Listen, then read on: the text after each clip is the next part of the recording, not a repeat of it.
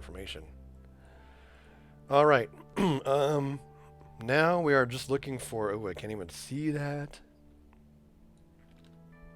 Things that may or may not be discolorations on Duna surfaces, which will tend to indicate different biomes.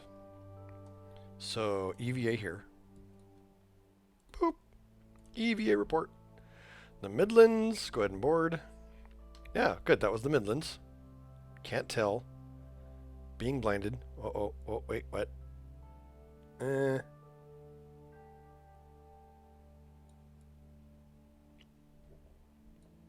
Let's fly to here. And then, yeah. Grab that science. No, actually, let's do science right here. I want to see if that's the Highlands by any chance. So Duck is the mastermind operations and Kerbals are the muscle. No, I think it's the other way around. The Kerbals are the brains of the operation, such as they are, and Duck is the muscle. Scientist EVA, EVA. Bloop. The Lowlands. So that's the Lowlands. I then wonder what this is. Nope, wrong button. How are we doing on episode time? Oh, pretty good. So, I don't want to make a whole nother episode for returning home. That would make this a 4-episode long mission to Duna, which seems excessive to me. I don't know about you. It's still the Lowlands. But, what we can do instead is, or up here. What we can do instead is, I'll just keep on recording and we'll do a flying home and re-entry montage. Okay, I need to face orbit normal, please. Take us to orbit normal there, crew person Valentina, who is the master pilot for all this. I want to fly over this crater set. Warm up the engines. We're flying north.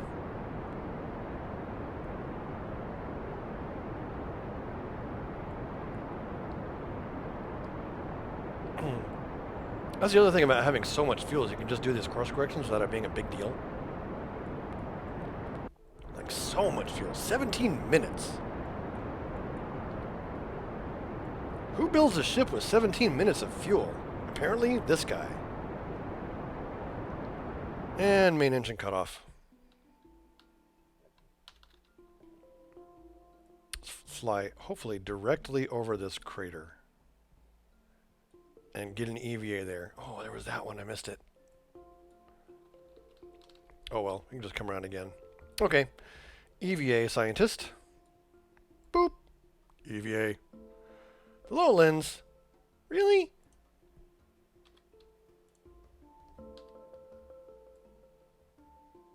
Okay, fine, I believe you.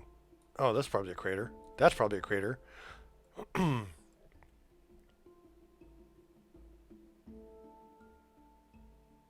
I'm going to go around one more time. I want to see if this crater is a crater. Or if it's just another Lowlands or something. So you can definitely see a discoloration difference between this area here and this area here, which would be like the Midlands and the Lowlands or something like that.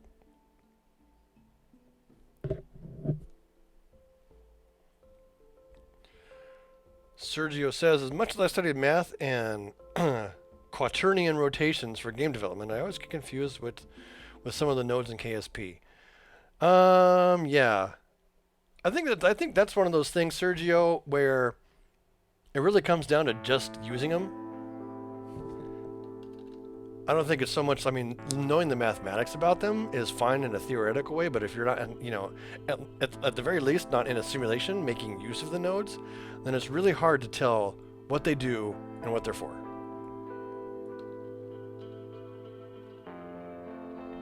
But one way that, in a previous thing that I really tried to drive home is, if you can think like Einstein. Another Lowlands. I don't think these are any particular craters that we're going to get any more science from. But if you think like Einstein, with a lot of this information. The mere fact that we're in orbit is actually a trick of space-time. We're actually moving in a straight line through curved space. And Newtonian physics would use conic sections. But if you think of yourself as moving in a straight line through curved space, let's say I'm right here. And I want to raise the apoapsis from where it is to out here somewhere. Well, if you think about it, I'm flying that away. And the apoapsis, if I want to raise it, it's that away. So I actually want to turn right, point away from the planet, and burn. And that would actually take the apoapsis out, while also moving the periapsis in, because we're moving that that thing. So anyway, it's time for us to leave. We've gotten gobs of science. It's time for us to head back to Kerbal. Even though our phase angle for returning is total crap, like it's a completely, absolutely, terribly useless phase angle. But I don't care, because we have so much fuel, it won't matter. So what we do is we're reducing our orbit with respect to Sun. Once again, we grab a maneuver approximately here. Thrust prograde with respect to Duna. But as we leave Duna's sphere of influence, we'll end up going retrograde with respect to the Sun.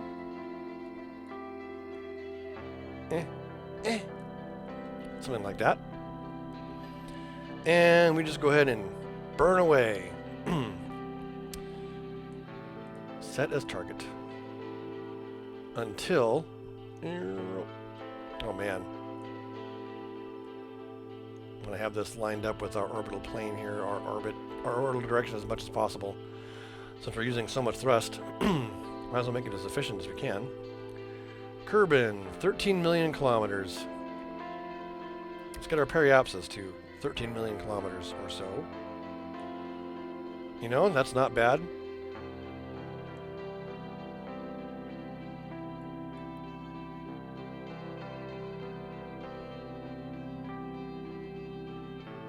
That's actually a relatively close encounter, considering all things.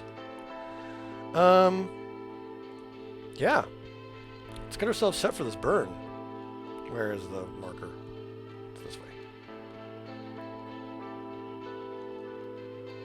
Derp.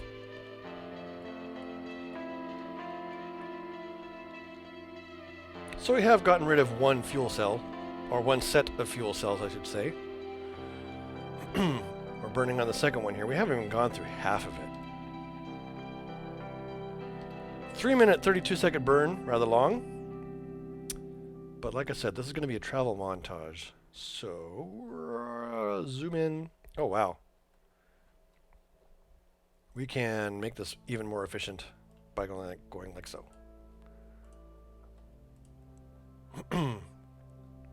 See what that did to my periapsis. Oh, it's fine. Zoom in. Quick save. Warp to next maneuver.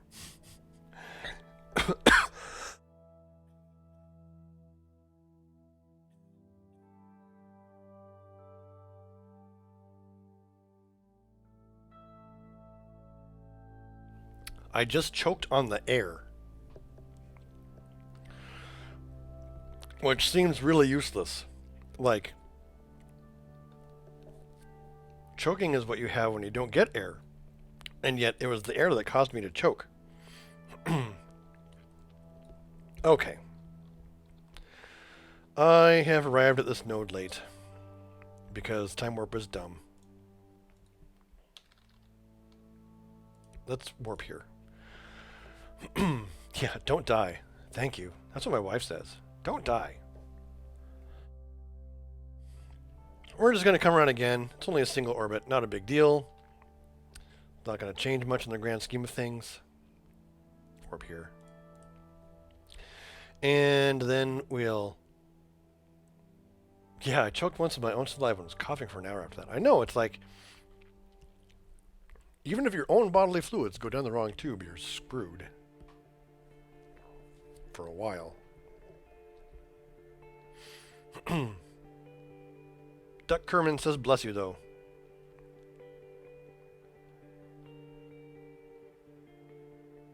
Duck Kerman, flight controller of the Quackers and Cheese. Okay. 130 plus 15, 145. We are burning at 145. Get ourselves oriented. There we go. Into the internal view. Everything's set. Ready to go. 148, 7, 6, 5. Full power to the nuclear engine. And this will be quite a nice long burn. To escape Duna's sphere of influence. If we really wanted to be ambitious, we could just be like, screw you, Duna, we're going to Joule.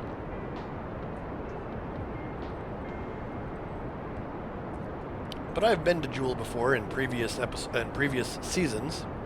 Not when there was this much science and this much cool stuff to do. But still, I made a ship that was somewhat similar to this.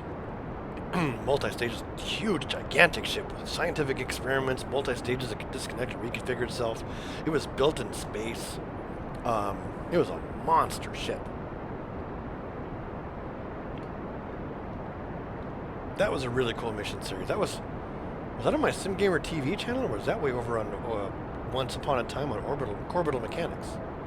God, I can't even remember now. I have to find it. Find it, download a copy of the video, and stick it in here as a special feature. How's my fuel tank doing? It's fine.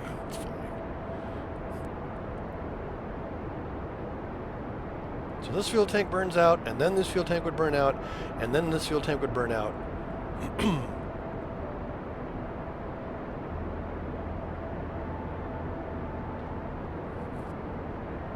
Got 2 minutes left on this burn. Can see Duck Kerman shaking as the engines roar a little bit. Actually, that's me tapping the desk, but you know. Seems a nuclear engine is a good investment. Yes. If you're going interplanetary, it is a good investment. The burns take a long time. You can't get around that because it's an underpowered engine. And if you want to counteract that by stacking on more engines, then you really negatively impact your delta V because these engines are heavy. But the nice thing about them is that they only take liquid fuel to operate. So you can just use the liquid fuel fuselages for the ship, the stage that's going to use them.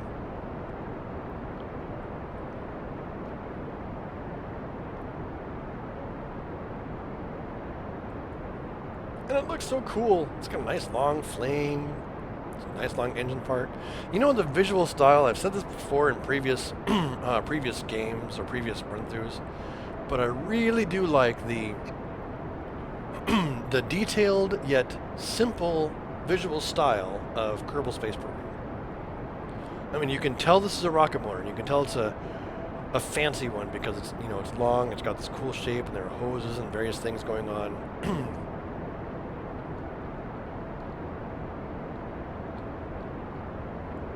You can tell this command pod is a complicated piece of machinery because of the way the hatches and stuff are configured. They just did a really good job.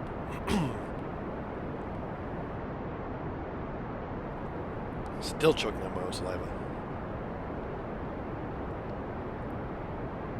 14 seconds left on this burn. I'm going to go manual. Goodbye. Go straight prograde. I don't need to know anything else other than that we're going that way. And we're going to bring this periapsis. Whoops. Let's go retrograde. You've gone too far. We didn't need to thrust that much.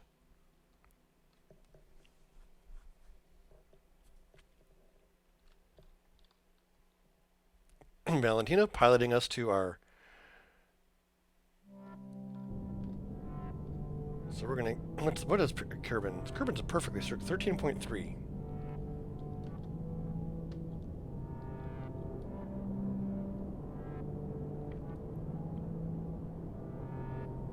And almost as soon as we leave Duna's sphere of influence, we will get the ascending node, which is awesome.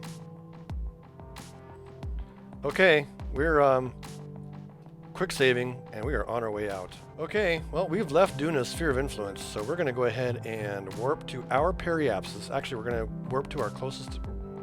We're going to warp to the periapsis. We're going to warp to this ascending node, duh. And then do a plane change fix there. So the ascending node is across the orbital plane heading up, which means we need to face anti-normal.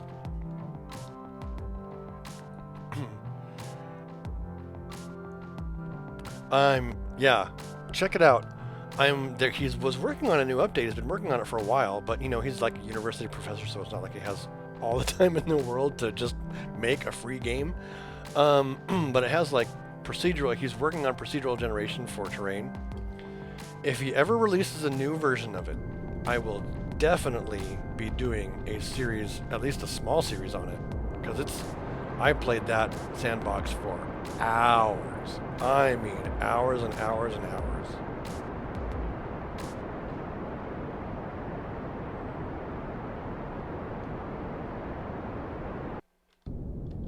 I want to get this descending node tuned over to where the periapsis is. Too far. Oh well. Let's face retro. Bring this periapsis down a little bit, I guess. 13.38. No, that's good. So there we are. We are ahead of Kerbal by that much. Now, just like rendezvousing with anything else in orbit, we're going to change this thing. So Kerbal is behind us.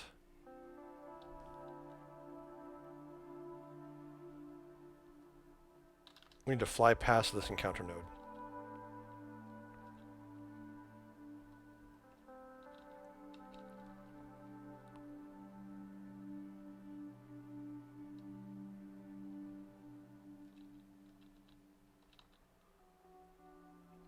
There we go. Okay. Kerbal's going to end up way out there. We want it to be on the next orbit back here. So, well, what happens if we face retrograde?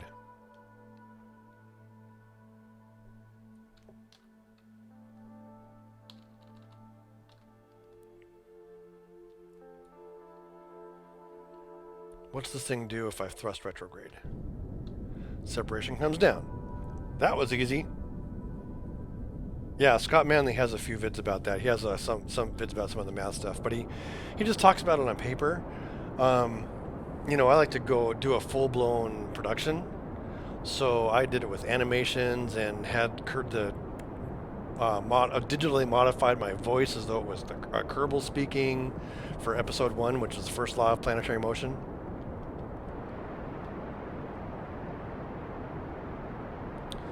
So here's what we're going to do.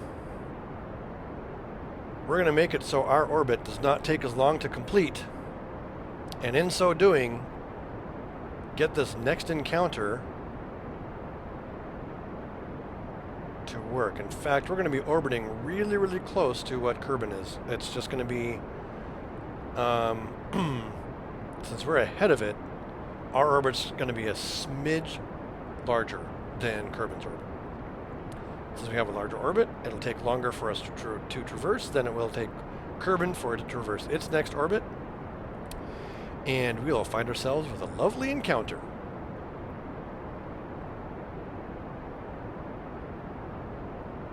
This ship has so much science on board right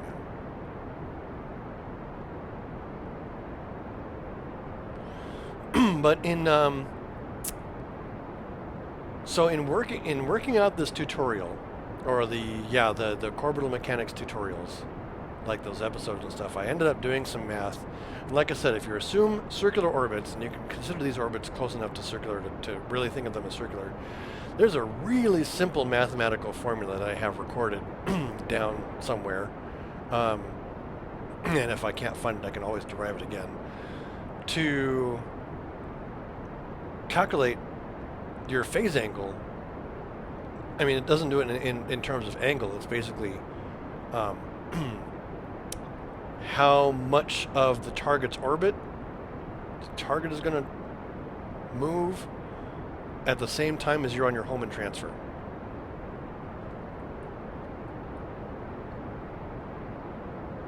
And it just uses the facts that you already know in the game. You know the, you know the semi-major axis of your source orbit, semi-major axis of your destination orbit. Plug both of those into this calculation, and wham bam, you've got yourself a a number that'll tell you what percentage of the target's orbit is going to be traversed during your home and transfer. So you could put yourself here, think of yourself as going out here to Duna. You'd know how much of Duna's orbit is going to be traversed, what percentage, before you reach rendezvous. This is a fairly long burn, but that's okay. It's going to be reducing our periapsis, but that's also okay. Basically getting ourselves set up to where we will meet Kerbal right there.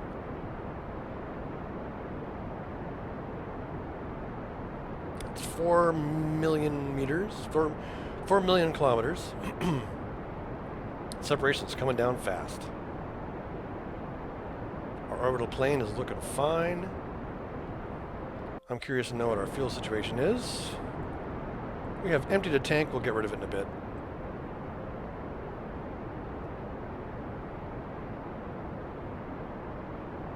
Okay, let's right-click on that little flag to bring up those indicators and keep them there. And we should be seeing an encounter pretty soon.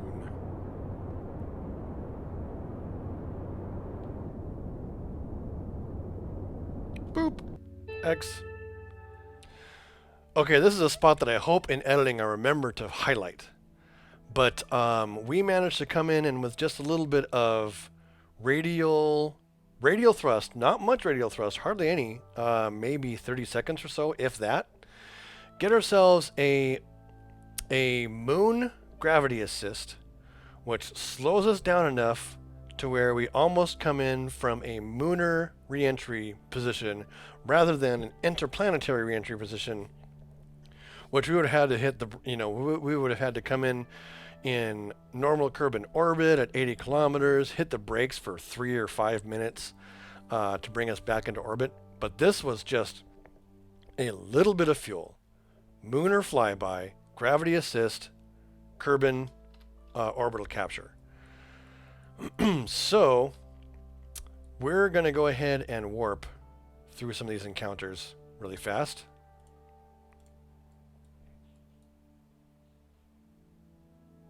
Let's focus back on our ship as we come in. I don't need to know my resources anymore.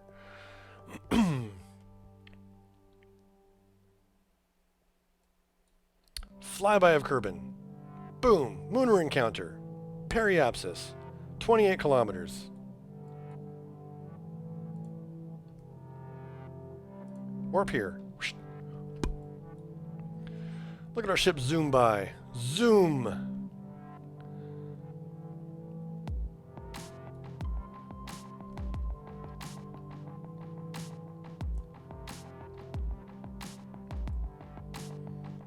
Somewhat eccentric orbit of Kerbal. 82 kilometers.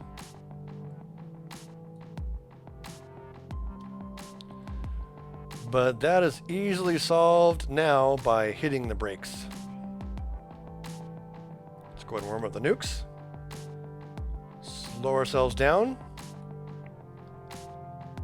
Set that to 30.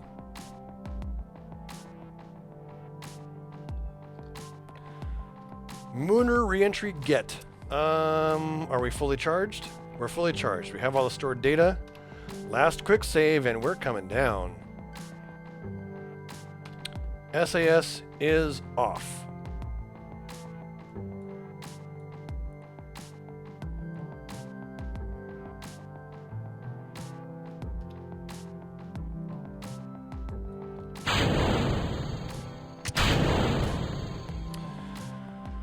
Goodbye service module for the for quackers and cheese. It'll be entertaining watching you blow up during re-entry. But we're coming home. We are burning off a lot of orbital velocity, but we're not burning off nearly as much orbital velocity as we would have had we been coming in from interplanetary, directly from interplanetary. So, gravity assist from the moon. Love it. Absolutely love it. Yeah, the heat shields and re-entries are now way cooler. That's what Sergio says. I agree. I don't know what the crash tolerance for this thing is. I think we might need... I think 3 parachutes is the way to go from now on for safety. Survive? Okay, we're good. I can't tell if the heat shield survived. Yeah, it did. Alright, cool. Are you looking at this number? 1,590 science earned from experiments. 2,402 science gained current overall. We now have over 2 million funds. Fun Guyman 10 is on the channel. He says you should consider getting some drogue parachutes. They can be useful if you land on the mountains. Yes, that's a good idea.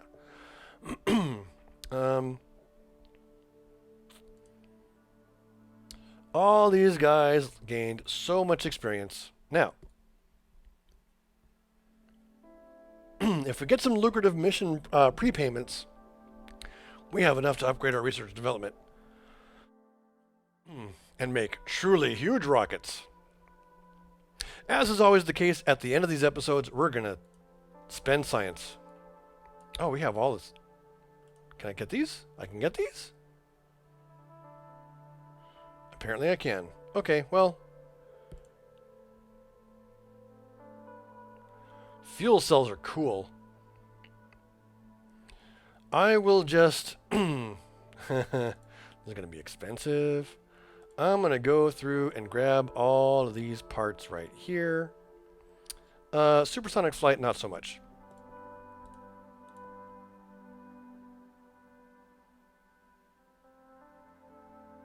Field science, yes, because I want to be able to I want to make a rover. Heavy landing.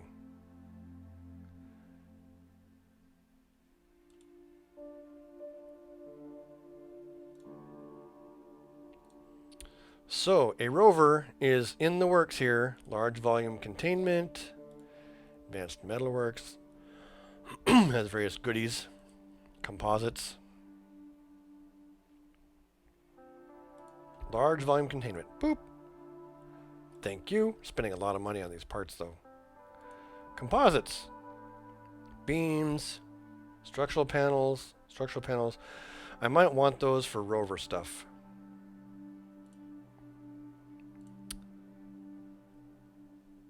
Science technology for our surface scanning modules.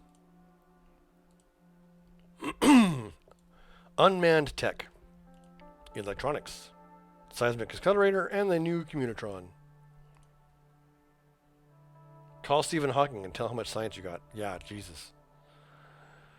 The giant XL solar array, as well as the fuel cell, which would mean we wouldn't need to worry about solar power.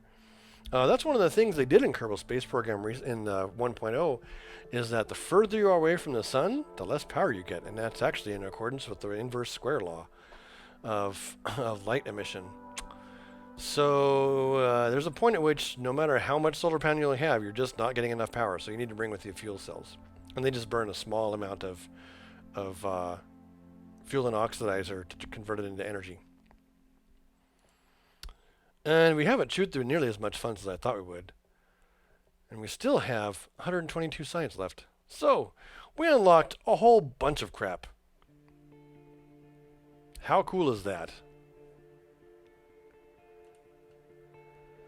As we warp to the morning here in the Kerbal Space Center, that is going to be it for episode, what is this, 14? A super long episode, which I will have to very severely edit to get it down to size. But I want to thank you all for watching the episodes. If you're tuning in live, stick around. We'll probably futz around some more and maybe figure something else out. So yeah, thanks for watching. Tune in next time. Goodbye.